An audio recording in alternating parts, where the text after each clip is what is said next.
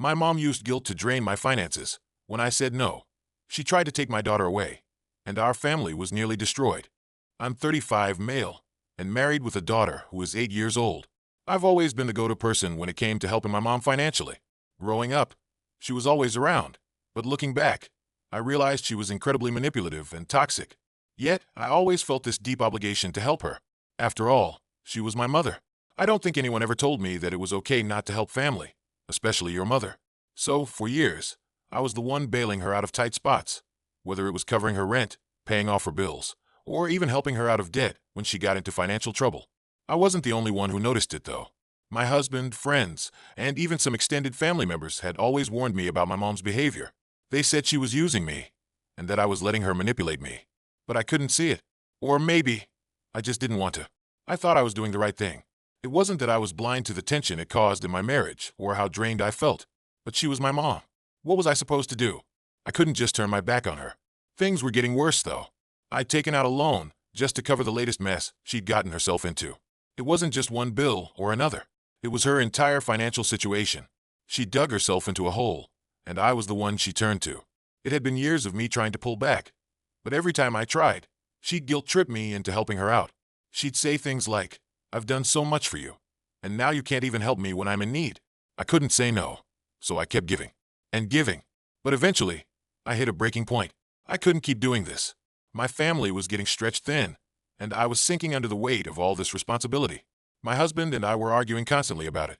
He didn't want me to keep giving to her, but I felt trapped. That's when I finally decided to stop. I told her I couldn't do it anymore. No more loans, no more paying her bills. She needed to figure out her life on her own.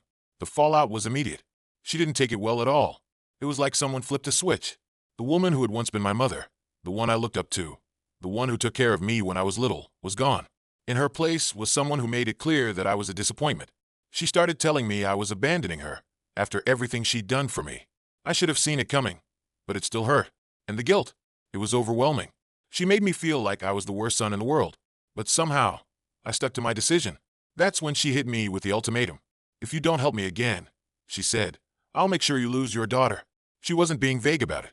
She straight up told me that she could convince CPS that I was an unfit parent.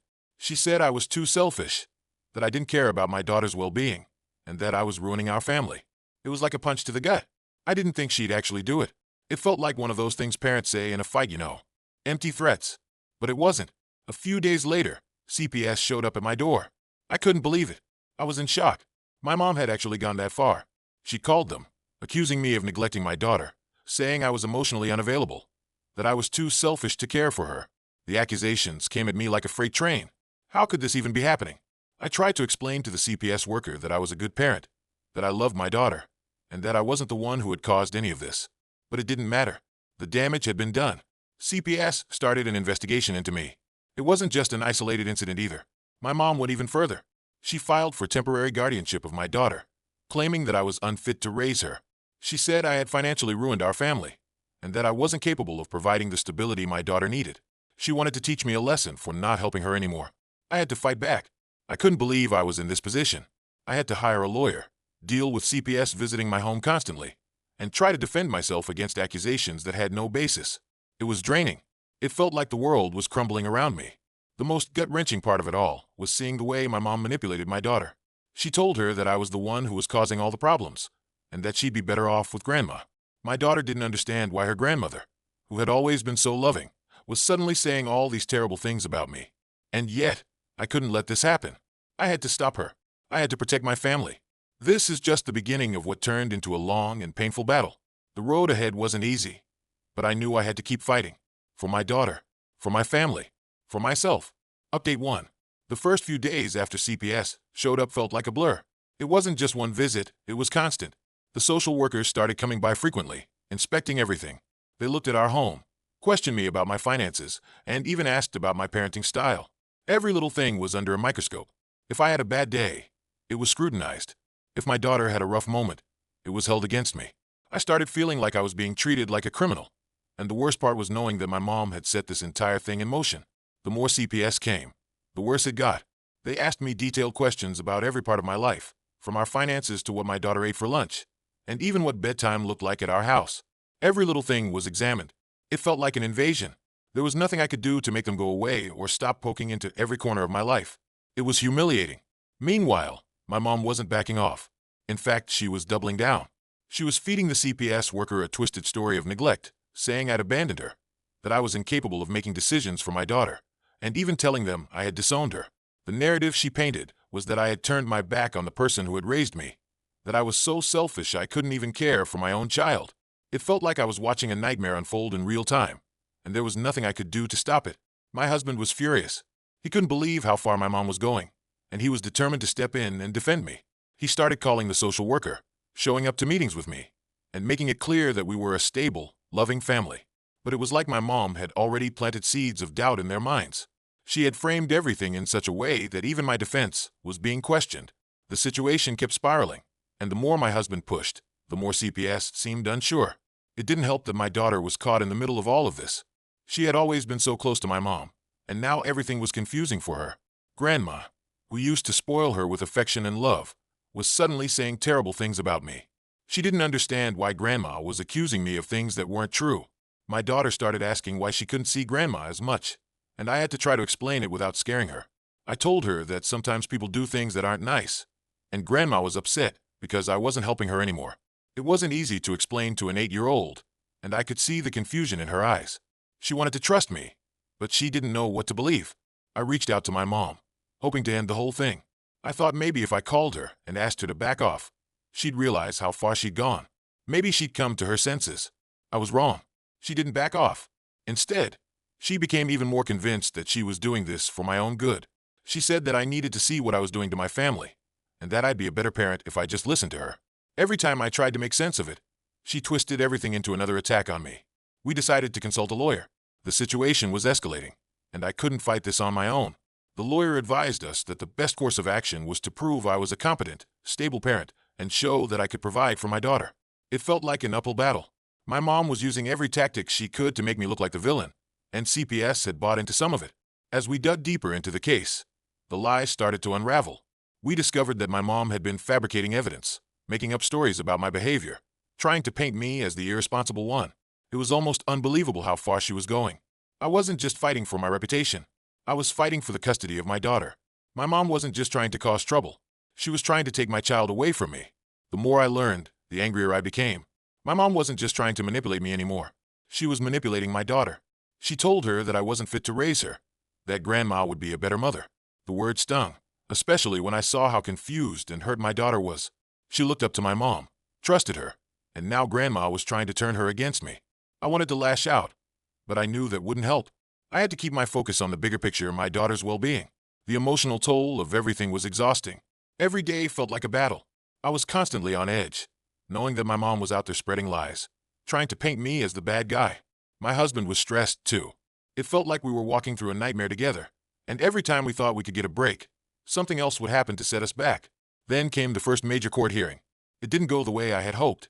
The CPS worker recommended that I only have supervised visits with my daughter. The judge didn't buy the lies, but they still wanted to make sure everything was safe for my daughter. It felt like a blow to the stomach. I wasn't going to lose my daughter, but the situation wasn't looking good. My mom wasn't done, though. She kept planting more lies, trying to convince CPS that I was unstable, emotionally unfit, and incapable of caring for my daughter. Every visit, every meeting felt like more damage was being done. I was starting to panic. My daughter, the one person I'd do anything for, could be taken away from me because of the lies my mom had spread. I wasn't sure how much longer I could keep going like this. The stakes were higher than they'd ever been. Update 2. It felt like everything was moving in slow motion. The stress was eating away at us. But something started to shift in our favor. Slowly but surely, we began to gain the upper hand in this battle. The first major sign of hope came from the support of our friends and family. They all rallied behind us, offering encouragement and, most importantly, showing that they believed in my ability as a parent. Their support meant everything. It was the strength I needed to keep going. We didn't let up on documenting everything. Every call from my mom, every threatening message, every lie she spread to CPS. Nothing was left unrecorded. It felt like a small but crucial step toward proving that we weren't the ones in the wrong here. At times, it felt like we were fighting an uphill battle. But these records of everything she was doing to us were becoming our strongest weapon. One of the first things we did was take my daughter to therapy. She was confused, scared, and not understanding why Grandma was suddenly saying such awful things about her father. We didn't want to hide anything from her, but we also didn't want her to be burdened by the chaos. The therapist helped her process her feelings, explaining in ways that were easier for her to understand. It wasn't going to fix things overnight, but at least it was a start. For the first time in weeks, I felt like we were making progress in healing her from the confusion my mom had caused. I knew we had to keep fighting back, but now we were doing it with evidence. I started gathering everything I could to show that I was a loving, capable parent. Photos of birthdays, school events, doctor visits, anything I could find to show that I was there for my daughter. I also got medical records, proof of stable employment, and anything else that could show that we were a solid family. It wasn't just about defending myself against the lies. It was about proving that my mom's accusations were completely false. My husband, who had been furious for weeks, decided it was time to take legal action against my mom. He couldn't stand to see me going through this, and he wasn't going to let her continue using us like this. We contacted our lawyer and began taking real steps to expose her for what she was doing. It wasn't just about protecting me. It was about protecting our daughter from being used as a pawn in this twisted game. Then came the major twist in court. During one of the hearings, the judge started getting frustrated with the lack of solid evidence from my mom's side. She had been throwing out accusations left and right, but nothing was sticking. The judge started questioning her actions and even pointed out that she had no concrete proof to back up her claims. That moment in court felt like a victory in itself. We knew we had to keep the pressure up, but it was clear that the judge wasn't buying my mom's narrative. The judge ordered a full investigation into my mom's past behavior. Our lawyer dug deep, and we uncovered something shocking.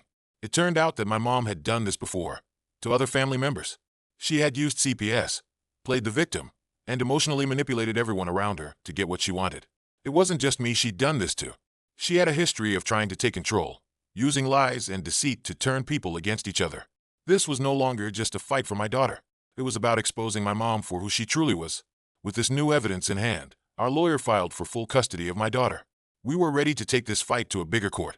We weren't going to let my mom manipulate her way out of this anymore. It wasn't just about winning. It was about showing the world what she had done to us and making sure our daughter was safe from her. As we prepared for the next court battle, my mom started to retreat. She saw that the walls were closing in on her. Suddenly, she was trying to play nice, pretending that she felt remorse for everything she had done. She started sending me texts, saying that she was sorry and that she didn't want to fight anymore. But I didn't buy it. I couldn't. She'd crossed a line that couldn't be undone. She had tried to take my daughter from me. There was no going back after that. We kept our focus on the bigger picture. We knew we had the upper hand now. All the evidence we had collected, the therapist's testimony, the lawyer's work, and my own records had finally started to pay off. We prepared for the final showdown in court, knowing that the truth was on our side. The day of the final hearing came.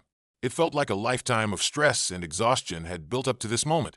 My mom was there, sitting on the other side, trying to maintain her calm demeanor, but I could tell she was nervous.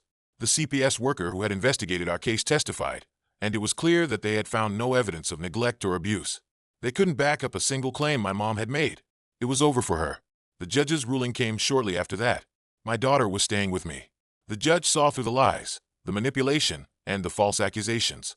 My daughter was safe, and that's all that mattered. It was a victory, but it didn't feel like one at first. Yes, we'd won, but the cost was high. I had lost my mother, and part of me didn't know if we'd ever be able to repair that relationship. I was glad my daughter was safe, but the toll this had taken on me, my family, and my heart was something I couldn't shake. I was free from the manipulation, but I couldn't help but feel the weight of what had been lost in the process. The court decision was a relief, but it didn't feel like an instant fix. In fact, it felt like the beginning of a much longer journey. Winning custody of my daughter was supposed to bring peace, but the emotional toll this whole ordeal had taken on me was immense. Every day felt like a struggle to get back to something resembling normal. The weight of everything that had happened, the lies, the manipulation, and the legal battles had drained me in ways I couldn't have prepared for. But there was one thing that kept me going. I had to rebuild my relationship with my daughter. She had been through so much. For weeks, she had been subjected to my mother's twisted version of events, and it had shaken her. There were times when I could see the doubt in her eyes. She wasn't sure who to trust, who had her best interests at heart, but I was determined to show her that I was the one who would always be there for her, no matter what. We took it slow, spending more time together, creating new routines, and focusing on making sure she felt safe again. I knew it wouldn't be easy to undo the damage my mom had caused, but we were starting to move in the right direction.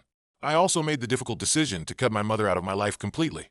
After everything she'd done using CPS against me, trying to take my daughter away, it was clear that there was no room for reconciliation. I could never trust her again. She had crossed a line that was unforgivable. It wasn't a decision I made lightly. I thought about it for days, even weeks. But in the end, it was the only choice I had. I couldn't allow her toxicity to continue affecting my family. I had to put my daughter first, and I had to protect myself from further emotional manipulation. The emotional strain of everything started to hit me harder than I had expected. The relief from the court case didn't immediately translate into peace. It was like the tension was still hanging in the air, and I was constantly on edge, waiting for the next shoe to drop. But slowly, I began to heal. The guilt that had weighed me down for so long was starting to lift. I wasn't constantly looking over my shoulder, worried that my mom would somehow find a way to tear my family apart again. For the first time in years, I felt a new sense of freedom. I wasn't constantly answering to her demands, her guilt trips, or her emotional manipulation. I was free. Helping my daughter heal became my top priority. I enrolled her in therapy, where she could work through the confusion, the fear, and the anxiety my mom had caused. It wasn't an easy decision, but I knew it was the right one. The therapy sessions helped her understand what had happened, why Grandma had acted the way she did, why I had to make the choices I did, and how we could move forward as a family. Slowly, she started to find peace, and that brought me some comfort. I wasn't just protecting her from my mom's manipulation. I was giving her the tools to understand the world around her and to be strong in the face of adversity. Through this whole process, I learned some hard lessons. One of the most important lessons I learned was how to build stronger boundaries. For too long, I had let my mom manipulate me into doing things I didn't want to do. I had allowed her to guilt-trip me, make me feel responsible for her actions, and keep me trapped in her toxic behavior. No more. I began setting clear, firm boundaries with everyone in my life, especially with toxic family members. I didn't just have to protect my daughter from my mom. I had to protect myself. It wasn't about being mean or shutting people out. It was about making sure I wasn't allowing anyone to take advantage of my kindness or manipulate me into doing things that weren't in my best interest. I also realized that I had been enabling my mom's toxic behavior for years. I had been so focused on helping her, thinking I was doing the right thing, that I failed to see how much I was sacrificing. I was sacrificing my own happiness, my family's well-being, and my peace of mind. By constantly giving in to her demands, I had allowed her to manipulate me into playing a role I never should have. Once I realized this, it was easier to walk away from her for good. I wasn't abandoning her. I was finally choosing myself and my family over the never-ending emotional blackmail. The ordeal didn't just change me. It changed my marriage, too. My husband and I had been through hell together. There were days when it felt like we were both drowning in the stress of the situation, but we got through it. Our relationship grew stronger because we had learned to prioritize each other and our daughter above everything else. We supported each other through every legal battle, every emotional breakdown, and every moment of uncertainty. We learned that we were stronger together and that we could face anything as long as we were a team. As the months passed, I started to find closure. I came to terms with the fact that my mother would never change. I had spent so much of my life hoping she would, wishing that one day she would be the mother I needed. But I finally accepted that it wasn't going to happen. She had shown me who she really was, and I couldn't keep holding on to the idea of a perfect mother-daughter relationship. It was painful to let go of that dream, but I knew it was necessary for my healing and for my daughter's future. A few months after the court battle, my mom tried to reach out again. She sent a message claiming that she was sorry for everything and that she wanted to fix things. But I wasn't tempted to respond. The damage was done, and I wasn't going to fall for her manipulations again. She had already tried to take my daughter from me, and nothing she could say would undo that. I had made my decision, and I was sticking to it. Looking back, it's hard to believe how far things had gone, but I've learned a lot from this experience. I've learned how to protect my family, how to stand up for myself, and how to cut out toxic people from my life for good. It hasn't been easy, but I'm finally free, and I know that my daughter and I are stronger than ever. Update 4. A few months had passed since the court ruling. Life was starting to settle down, and I finally felt like I was moving forward. My daughter was thriving, and the weight of the past was beginning to lift. But then, out of nowhere, my mom reached out. It wasn't a phone call, but a text. She said she wanted to make amends, and that she was sorry for everything. I was shocked, but not completely. I had expected something like this to happen eventually. She had been quiet for months, and now, just when things seemed to be falling into place, she was trying to weasel her way back into my life. I wasn't sure what she was trying to achieve, but I knew I had to be careful. I was skeptical, but I agreed to meet her. I told her we could meet in a neutral location, somewhere public, just to hear what she had to say. I wasn't prepared for what happened next. The moment we sat down, it was like nothing had changed. She immediately started playing the victim, just like she always had. She started crying, telling me how lonely and abandoned she felt without me. She said that I was turning my back on her when she needed me the most. At that point, I had heard enough. I couldn't take it anymore. I told her, flat out, that I couldn't forgive her for what she had done to my family, especially for using my daughter as leverage in the cruelest way possible. It wasn't just about me anymore. It was about my daughter and the damage she had caused. She had crossed a line that could never be uncrossed. There was no coming back from it. But my mom wasn't done. She then tried to manipulate my daughter right in front of me. She started talking to her, saying that real grandmas don't act like that and that I didn't deserve to be a mother. I couldn't believe it. Here she was, trying to turn my daughter against me once again, even after everything that had happened. I immediately told her to stop and reminded her that if she couldn't respect my boundaries, the conversation was over. She wasn't going to manipulate me again, and she wasn't going to manipulate my daughter. That's when my mom dropped the bombshell. She threatened me with legal action. She claimed that if I didn't let her back into my life, she would go to court again, trying to prove I was unstable and that I was unfit to care for my daughter. She said she could win custody back. It was almost laughable, except I knew she wasn't joking. She had no shame. She would stop at nothing to get what she wanted. At that moment, something inside me clicked. I realized that I would never, ever be able to have a healthy relationship with her. It was over. For good. She had pushed me to my breaking point. I wasn't going to keep opening the door for her to walk back in whenever it suited her. I had to cut all ties. No more chances, no more manipulation. Without hesitation, I blocked her on all platforms, phone, email, social media, everything. I told her very clearly that we were done. There was no coming back from this. I wasn't going to keep putting myself or my daughter through this emotional roller coaster. We were free, and I was going to make sure it stayed that way. My husband stood by me 100%. He had been with me through every step of this journey, from the CPS investigation to the court battles, and he was fully on board with my decision to cut my mom out. He agreed that it was the best thing for our family, and he was proud of me for finally making the decision that I had been too afraid to make for so long. Together, we had fought to protect our family, and now it was time to move forward. At first, my daughter didn't understand what was happening. She noticed that Grandma was suddenly gone, and she started asking questions. It broke my heart to see the confusion in her eyes. I explained to her, as gently as I could, that Grandma's behavior had been unhealthy, and that it wasn't her fault. I told her that sometimes even family can act in ways that hurt us, and that I had to make a choice to protect her. It wasn't an easy conversation, but it was necessary. I still felt guilty, even though I knew I had made the right decision. The guilt didn't disappear overnight. I kept wondering if I was doing the right thing by cutting my mom out of my life completely. It was a hard decision to make, but I had to prioritize my daughter's well-being. I couldn't let my mom keep wreaking havoc in our lives. To help deal with the lingering guilt and the emotional toll of everything that had happened, I started attending therapy regularly. I needed to process the years of manipulation, guilt, and emotional trauma my mom had caused me.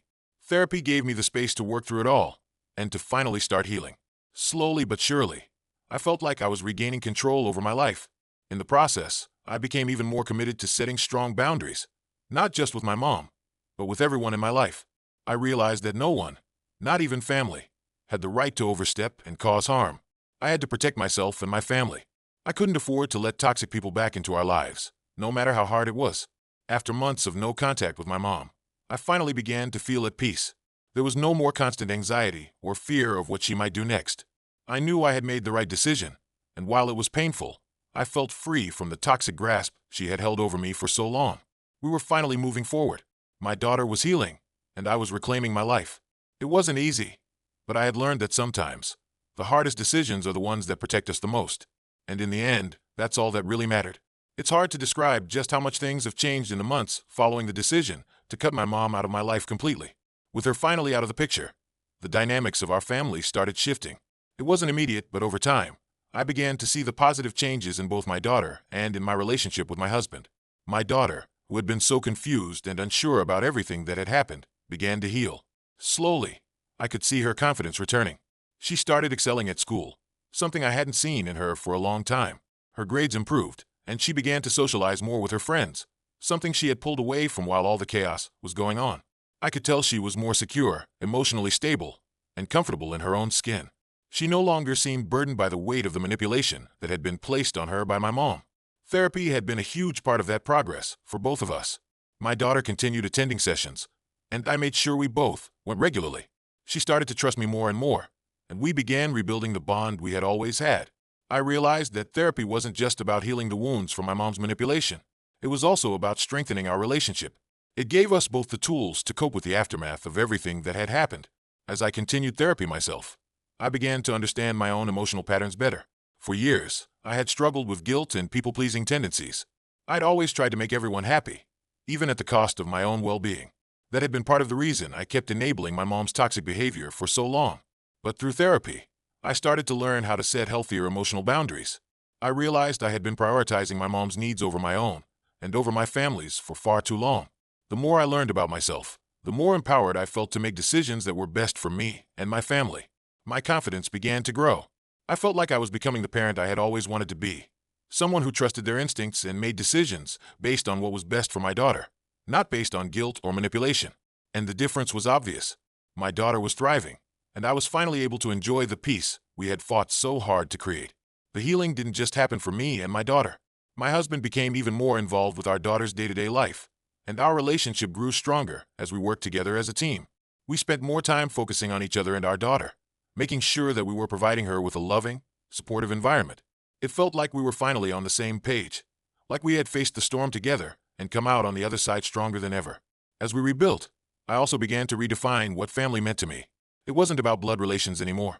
It was about the people who truly supported and respected me, and most importantly, who supported my daughter. My friends and family, who had been there for us during this time, were the ones who showed me what true family was. They helped me regain a sense of normalcy and reminded me that I wasn't alone in this. I knew that cutting my mom out of my life was the right decision, but part of me still carried some guilt. I questioned whether I had done the right thing, especially when my daughter would ask about grandma. But as the months passed, I realized that this was the healthiest choice for all of us. The more time that passed without her in our lives, the more peaceful everything became. My daughter no longer had to worry about confusing messages or feeling torn between two worlds. She began to accept that grandma's actions weren't her fault, and I could see the relief in her eyes as she finally understood the situation. And then, about a year after I cut ties with my mom, I received an unexpected message. It was from one of my mom's friends, someone I hadn't heard from in months. The message was brief. My mom was still talking about me, but now she had no one to blame but herself. Apparently, she had been telling her friends that I was the one who had pushed her away, and that she was heartbroken. But at this point, it didn't matter to me. I had long since stopped caring about what she was saying to others. The weight of her manipulation was finally gone, and it felt freeing. For the first time in years, I felt truly free. I didn't have to constantly worry about my mom's next move, her next manipulation. I didn't have to feel guilty for choosing my family over her toxic behavior. The constant emotional turmoil was over, and I could finally enjoy my life without looking over my shoulder, waiting for the next crisis to come crashing down on us. Looking ahead, I know I'll never fully understand the person my mom became. I'll never know what happened to her, or why she decided to turn into someone who would go to such extreme lengths to hurt her own family. But I do know that I made the best decision for my daughter, and that's what matters most. We're stronger than we've ever been.